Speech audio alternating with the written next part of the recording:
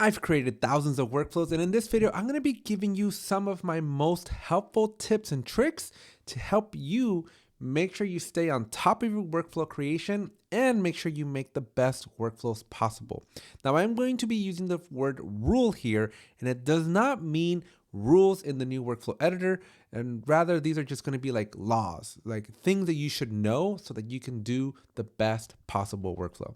Make sure you hit that subscribe button, drop a like, and a shout out to the sponsor of this video, Titan Apps. Check out their apps using the link down in the description. They have a few apps in the marketplace, so check out their checklist or their template app. They're both really cool, and let's jump in.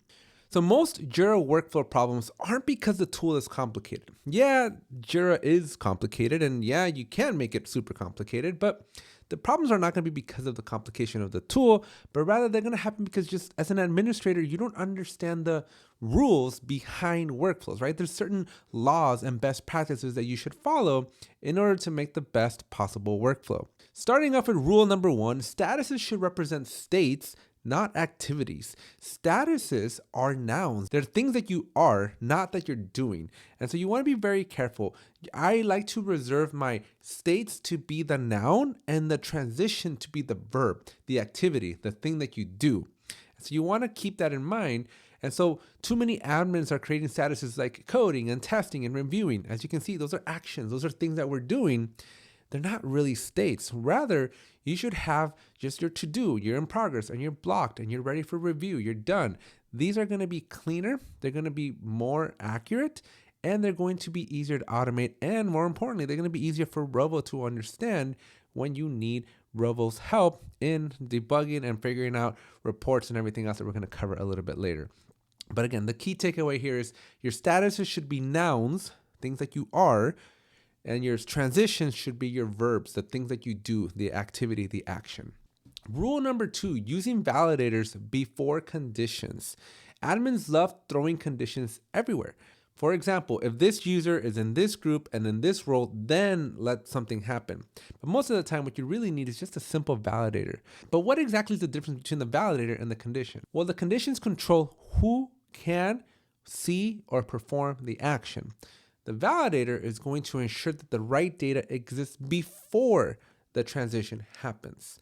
So instead of condition where only the product owner can move to approved, you should have a validator where the approval field must be filled out before moving to the next step. Now, this is important because when you add conditions, certain statuses are not visible in your workflow, because if you don't meet the certain criteria for that condition, then those lines, those transitions to those statuses are gone unless you actually meet the transition. So the validator is just going to allow for your entire workflow to be visible, but you're going to put the safeties in check so that the right information is filled out at the right time, at the right place, by the right people, so that you can troubleshoot it a little bit easier, and it's just less frustrating for the end user. Because if the end user can't see transitions and somebody else can, it's just going to cause friction and complaints, and it's just not something you want to do.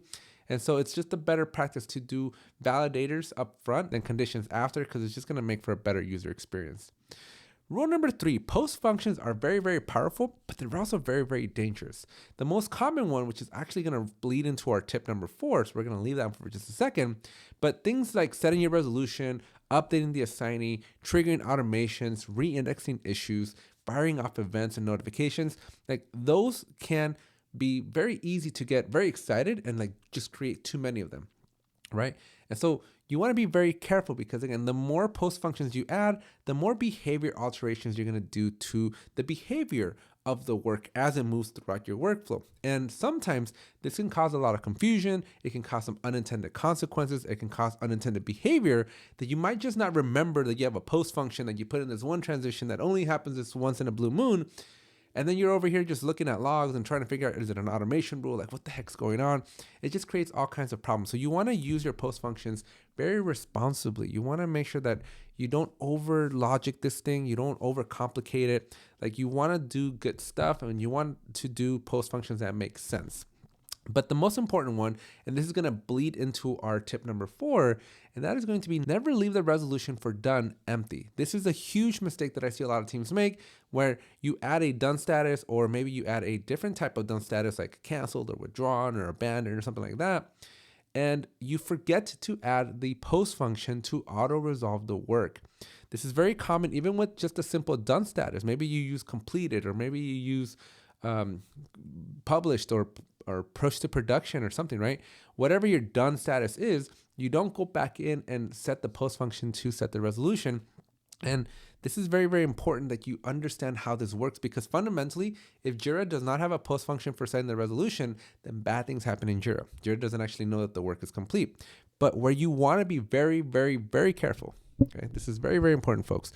What you never want to do is set a post function and show a screen for the user to determine their resolution. Because if you do this, if when you transition to done, you have on the transition line the pop-up that says, hey, what resolution would you like to set this work to, right? And if the user picks one of those values, then that resolution is going to be set for that particular work as it transitions into done.